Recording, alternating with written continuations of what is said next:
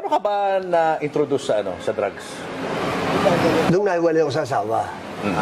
Noong 2011 kasi, siyempre alam mo, minsan ano rin tayo, di ba parang hindi mo siyempre matanggap, gano'n na very close ako sa mga anak ko eh. Sobrang close ko, tapos biglang gano'n nangyari. Iniwan ka niya? Talagang, Iniwan ka niya? 1 year ako hindi lumabas ng bahay. Para tumigil na yung mundo sa pag-ikot. So gusto mo, doon lang ako sa bahay. Wala kang ginawa kundi mag-drugs na mag-drugs lang.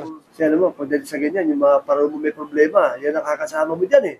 Ganun yan eh. So, habang nandun ka sa condo, nag-rehab ka? Hindi, pinarehab ako. Pinarehab ka ng misis mo? Oo. October 2012. Saan ka nag-rehab? Sa Tagaytay. 2012 hanggang 2013. 6-7 months din. Paglabas mo, lalo kang lalala eh. Grabe connection ng, alam mo, mga anak na may yaman ng mga drug lord. Nandiyan dyan, sineself-keeping ng mga magulang. Nandiyan dyan, makikilala mo lahat. Kaya paglabas mo, yung network sa drugs, lalong lalala eh.